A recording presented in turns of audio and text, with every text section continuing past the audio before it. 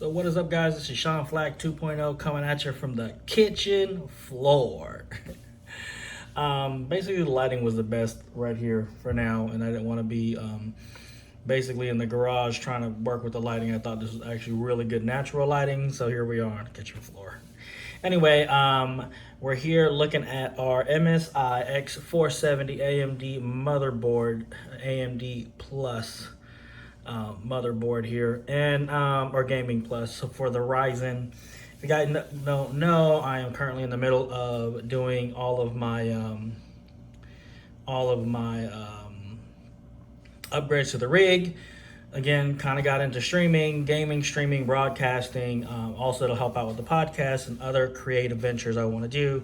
So went ahead and worked with my brother Al and, put together a pick list. And, he supported me in this and the wife supported me in this. So here we are, kind of putting the rig together piece by piece.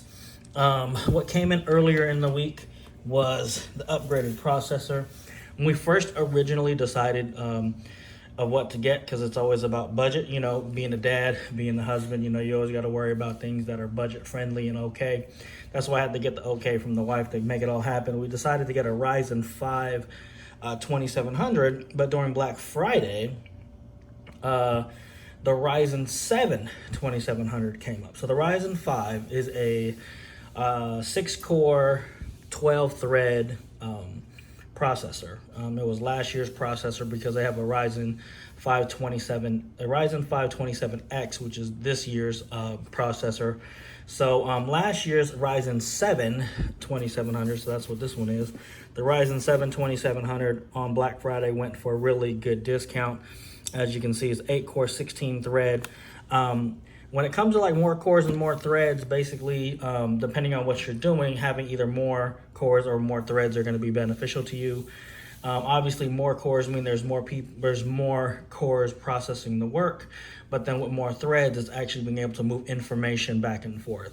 So coming from a Intel Core i3-2100, that was a 2011 processor that got discontinued in 2013,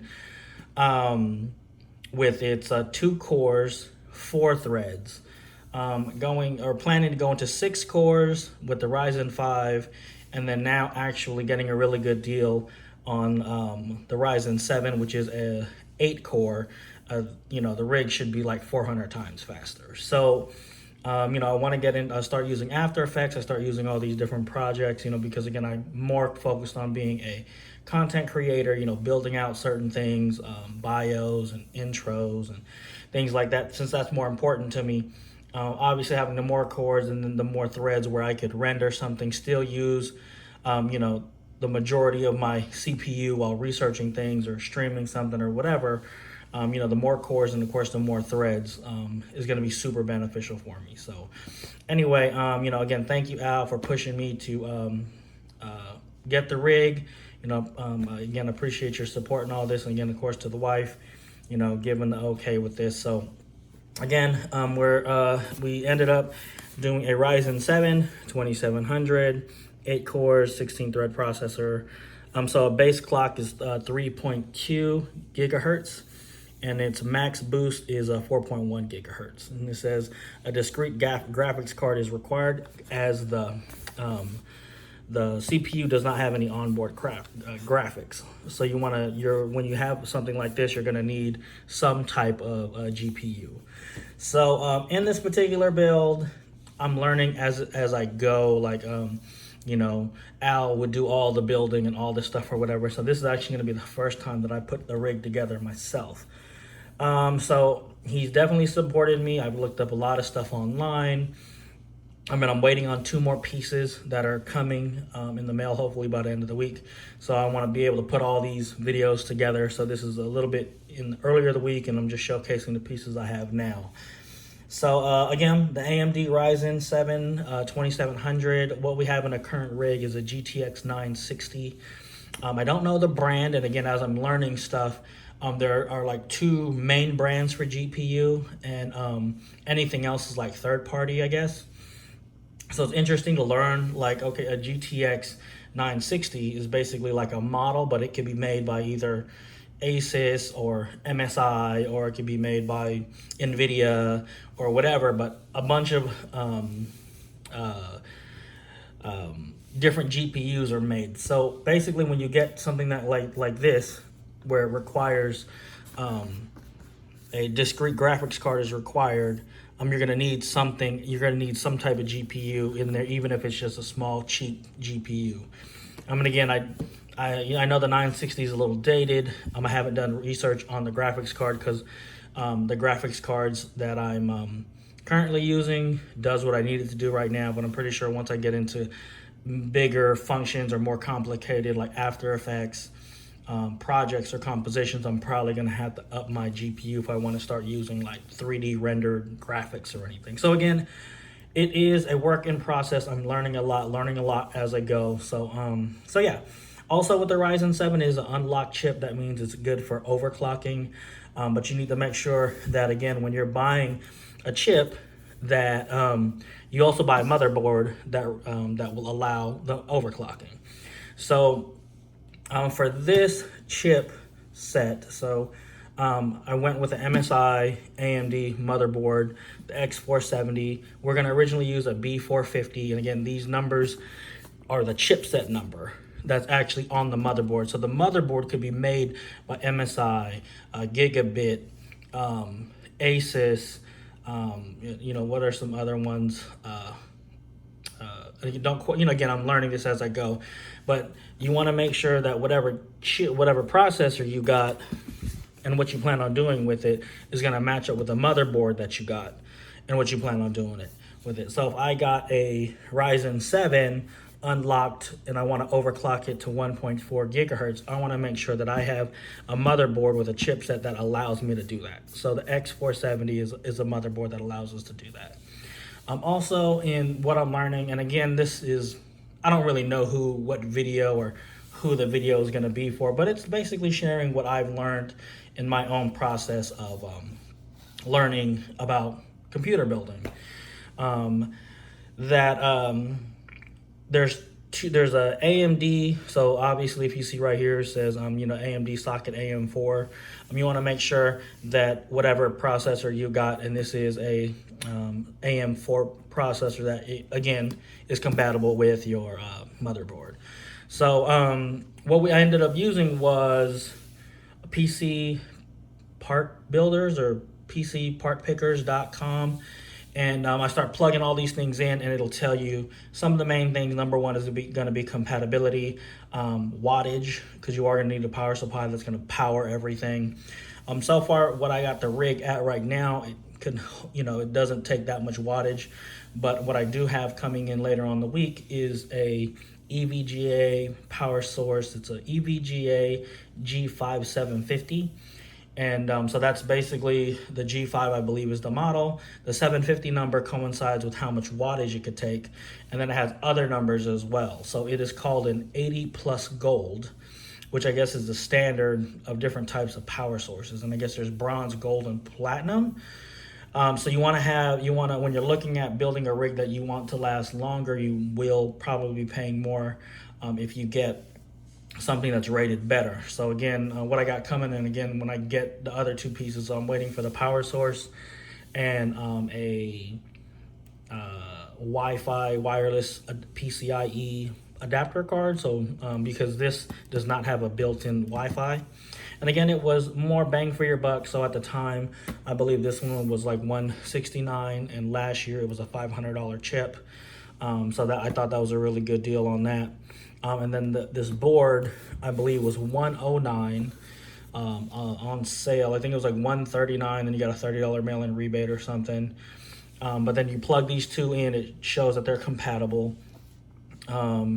And then, of course, on PC Part Picker, it'll tell you how much wattage you need to run everything. So if you plug everything in, it'll tell you.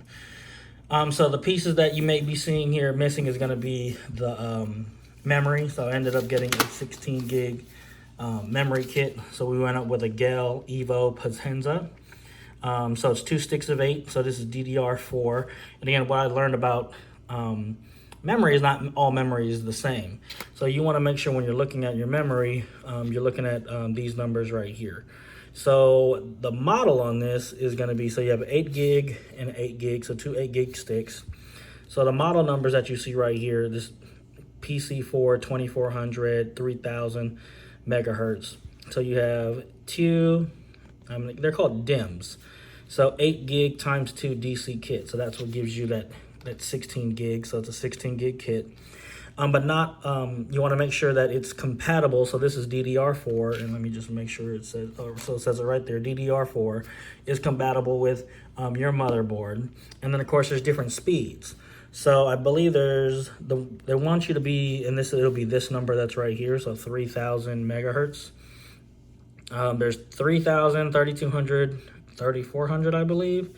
And for certain, and there's even lower, I believe there's like 28, 2600 as well. But if you want, pretty decent, more bang for your buck, this is what we went with, was the DDR4 Evo Potenza 16 gig kit. Now, when you're choosing this, you want to, again, make sure that it is compatible with this, with your motherboard. And yeah, so that's the 3 items that we have so far. So I'll just kind of leave that there for you guys to take a look at. So this is what we're going to be working with. All right, let me do that. All right, and then so what I'm going to do today really is I would like to actually put the board together, which I'm not going to do on this particular. I want to do a time lapse of it, which is not going to be that long. But I am waiting for that power source. It is rated 80 plus gold, and it's fully modular compared to semi-modular or not modular. And when you're looking at power sources, if you can afford it, they say go with a fully modular. So you only, and what that basically means is the plugs that are on the back, if it's not modular, it has like this one giant plug in the back that has like all the different plugs on it that it supports, but it's stuck in there. So with the fully modular one, it's just the unit, and then it comes with a bunch of different cords that you just use the cords that you need. So you could use it for, it has like 4-pin, 8-pin, whatever for the power source. And again, I'll be learning more about that when that gets in. So all I really want to do is kind of unbox the motherboard right now, because I want to be able to take a look at it. Pull out the owner's manual, because they always say grab the owner's manual, get familiar with it first before you start any builds. And so let's kind of start there. All right, put you off to the side. So pretty interesting enough, when I got this in the package, I figured there might be some kind of like tape or something, and there wasn't. And I opened it up just a short time ago. So we just take a look at the box, very aggressive looking black and red, marketing scheme. As far as like boards go and all that stuff, you want to be careful about the marketing of it. Is it marketing, or is it just a gimmick, or whatever the case is? So don't necessarily fall for all the marketing. Figure out what you want to do with your CPU at the end of the day, and make sure you find something that's going to be useful for you. Don't fall into the hype that just because it says gaming, is it going to be more higher performance than something that doesn't say gaming on it. So this one is an X470 Gaming Plus motherboard. So again, very aggressive looking packaging. Yeah, so got that, and here goes all the specs on the back. So English, supports AMD Ryzen series processors, and 7th gen A series Athlon processors for socket AM4, ultra high speed DDR4, which is what we have. It has PCIe 3.0 slots, HD audio, and gigabit LAN.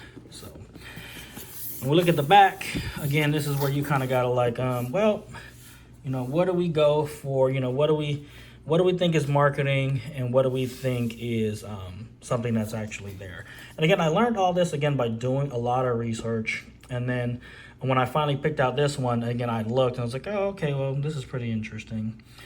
So the RGB lighting, some people aren't into that, but it is.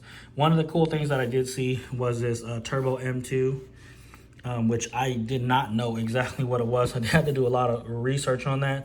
But basically, it's a storage slot, and the storage slot is right here on the motherboard. This is one, and this is another one, where you could put solid state drives, I believe up to, and don't quote me on this, I was just looking at 500 gigs or a terabyte. But basically, instead of having a SATA drive, which will plug in over here, it'll plug into one of these SATA drive slots, you could actually add a solid state hard drive here and there and not have to worry about additional cable management. So that was actually a pretty cool thing to learn about. Also with this board, if you're looking at this board and you're looking at, oh, I could do this, I could have these many slots and then have all these SATA slots available for whatever else you'd want to put in there. Be advised that once, I believe, and again, this is what I read in online, is that once you use one of the slots, one of the M2 slots, one of your SATA ports goes dead. So kind of keep that in mind. You're not necessarily saying, oh, I could add storage here, and then add storage all to right here or any other peripherals to it. It'll actually take away one of these ports. So that was kind of like a downside. If you're looking at so let's see. So that's the M2 slot. Audio boost, they basically say when it comes to like audio boost, that's more gimmicky than it is anything else. When it comes to, if you want really good audio, you're either going to get a sound card, or maybe you have a mixer or something like that that does all of it for you, versus using the actual audio on the motherboard. And if you're a streamer or you're a gamer or whatever, you're going to be using high-end either programs or whatever. So that's more of a gimmicky than it is anything else, generally, because you're not going to be using the onboard sound card for your audio. So like what I use is I use a Yeti Blue, and it's a USB, but I route all of my audio through that. So it actually uses the processor and all the EQs and all that stuff from the Yeti before it comes to my ears. Which again, once I upgrade stuff, I actually will be I really want to look into getting a Go XLR mixer for streamers. Another video will be for that. But basically the audio boost stuff, it's a cool thing to have on the board, but for the most part, maybe 7, 8 out of 10 people are gonna not be using the actual onboard jacks for their audio. Let's see else. Easy debug LED. I don't know what that is, but we'll be looking at the manual for that. The AMD Turbo USB 3.0 Gen 2, so that's actually pretty cool to have. If you notice, they're denoted by the red inserts versus like USB 2.0 is gonna have those blue inserts. So it's good to know that we have those for better information, speeds and stuff like that through those ports. And then X Boost, ready for gaming or streaming. I don't exactly know what that is, but to me that sounds like that's going to be more of a gimmick versus an actual feature of this thing. And again, I'll get more into it as time goes by. So let's see here. Looking at the I/O overview, you have your mouse, keyboard, 2 USBs, a DVI, HDMI, then you have a Gen 1 USB 3.1s, a LAN, another Gen 1 to 3.0 USB, so a total of 4. And then you have 2 Gen 2 3.1 USBs. So on here you got 2, 4, 6, 8 USBs, 1 HDMI. You got your optical line in, line out, mic, CS out, and RS out. Not familiar with those right now, but again, as I'm doing more and more research, I'll be able to figure out what that stuff is. So kind of going into the back, we got your Ryzen desktop, and just kind of like what it said earlier, it's an AM4, the AMD X470 chipset, which allows for overclocking. So that's actually pretty cool. Let's see here, HDMI DVI requires processor graphics, which again you're going to need for this particular chipset. And since there isn't a onboard graphics on the actual processor here, we actually are going to be using the current GPU that we have, which is the GTX 960. So you got 2 DIMMs, dual channel DDR4 or 4 DIMMs. So that's going to be what these are right here. This is where you're going to put your memory card slots. Basically, from what my understanding is that with this, when you put in and again, you go through the user manual, since I'm not populating all 4 DIMMs, I need to make sure that I put the memory that I am going to be using in the correct DIMMs. Now, just by watching a few videos, they say it's going to be the furthest away from the processor and then every other slot. So that's probably why these both are red. So I'd put one here and then put one there. And again, I'll confirm that using the owner's manual. Let's see what else we got. 3 PCIe slots, which are gonna be this right here, this right here, and this right here. So you have 3 PCIe slots. Generally, you see this one right here. It says steel armor 4x slot strength. So what this right here is where you're gonna put your graphics card. Now, if you see or you looked up any kind of graphics card, you'll know they could be huge. They could be huge. So what this is, it says steel armor for 4x the slot strength, is that, and this is just something that I came across, again, watching tutorials, is that with your graphics card, make sure when you clip it in, you also screw it into the case. Because it doesn't matter how strong this thing is, if the weight with the fan going and all the heat and all that stuff, without the additional support of screwing in your graphics card to the actual case, could eventually break this and tear it out. So that's actually why this is here, the steel armor 4x slot strength, because they expect you to put a high-end GPU here. And then again, some folks, and again, I'm a newbie as well, so I'm glad I'm able to see like what other people have done. Even some expert PC builders, they've messed up on that, is by not screwing in the GPU, thinking that something like this is going to hold it. But that's the reason why this particular slot has this armor on it or whatever, this steel armor that they claim. But you still want to, once you put that in there, you get that thing going, you still want to mount it to the case to give it the additional support. And then of course these two are going to be your other PCIe slots.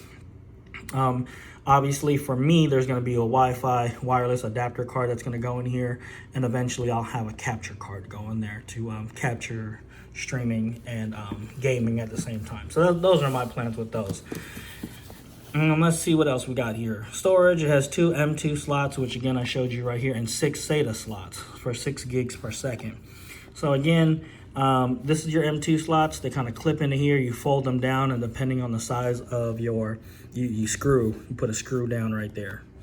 And then your SATA slots, or your SATA plugs, are going to be these right here.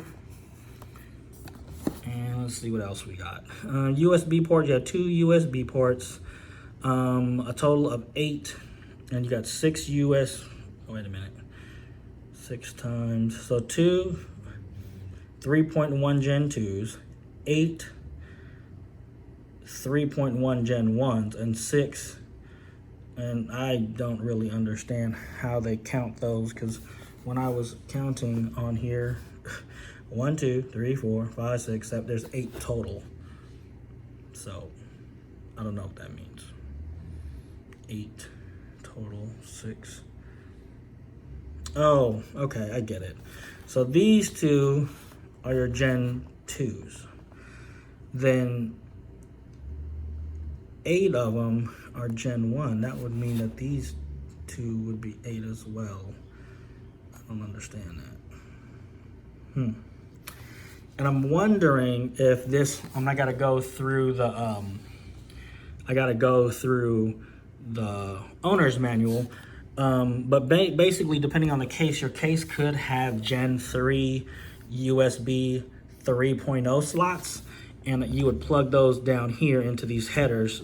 So potentially, and I believe my case has 1 or 2 of those Gen 2 or Gen 3, so maybe that's how they're counting it. I don't know. Anyway, as far as LAN, you got 10.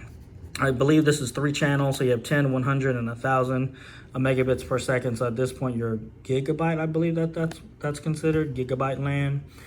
So right now I'm running Xfinity, and I have up to 1,000 megabytes down and 35 megabytes up.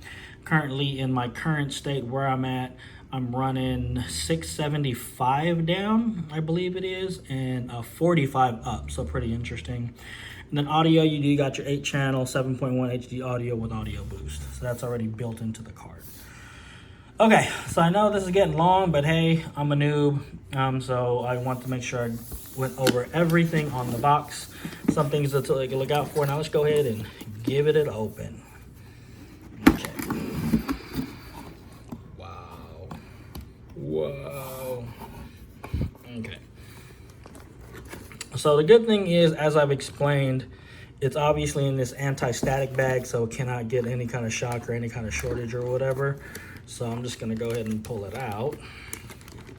And since I'm not ready yet to put it together, I'm glad I was able to go over the board with a picture in the back, but that's what it is. That's how huge that thing really is. Wow, that's pretty big. So I'm just gonna put this over here, show you what else is inside the box. So that's actually the motherboard. I'm gonna be searching for the user's manual because I wanna familiarize myself with that. So that's the board. All right, so let's see what we got here. MSI, what is this? The motherboard, drivers, and utilities. Oh, cool. SATA cable labels. That's cool. Good for, cable management. So it comes with 2 SATA cables. So for hard drives and whatnot. A quick installation guide, which I am going to be grabbing this and looking at. To put on the processor. Let's see here. Case standoff notification. I don't know. I'll be reading all this material. Stickers. You gotta love stickers. AMD stickers. What is this? Oh, your M2 screws. So if you do end up using your M2 slots for storage, there goes one. So I wonder. And here goes the other one. I was like, what is that other thing? So you got 2 screws for that. So that's actually pretty cool. Let's see what else we got. Okay, so this is cool. This is the IO shield. So they say, again, part of the noob tips or whatever is to make sure that you install this first. Don't forget to install the IO shield as you're putting in your case together. So that's cool. So we got the IO shield there. And this right here is the Holy Grail. This right here, the user's guide, is going to tell you exactly where all the pins are, where things go, what kind of power plugs you're going to use and stuff like that. So with this one, I'm going to go ahead and end the video here because actually I found exactly what I was looking for. I kind of reviewed the board using the picture, so I don't want to take the board out of the anti-static case yet. Put everything kind of back here. Again, I always appreciate you guys coming out, watching my videos, checking me out. I did a lot of research on YouTube, so hopefully, maybe somebody's trying to do a purchase, so they're trying to do a build, and, they'll kind of be like, okay, what's this noob guy going on over here? Let me follow him and kind of see, where his mistakes are so I don't make the same mistakes. So, again, always appreciate that. Don't forget to check me out, like and subscribe this channel. Like, subscribe, share. You can also find me at SeanFlac.com if you just wanted on YouTube. So all my content is going to be there. My YouTube is there. The Instagram is there. Links to this and everything else I'm doing is at the SeanFlac.com website. Again, appreciate all you guys for coming and hanging out for the last 29 minutes. And I'm going to keep this thing going with a part 2 once I get the power supply and the wireless adapter card. All right, until the next video, guys, if you guys got any questions, comments, or emotional outbursts, hit me up, SeanFlac.com, on Twitter at SeanFlac, Instagram, SeanFlac 2.0, or check me out on Facebook. Anyway, all the links to everything that I'm doing is on the website, SeanFlac.com. And until the next video, have a good day. Peace.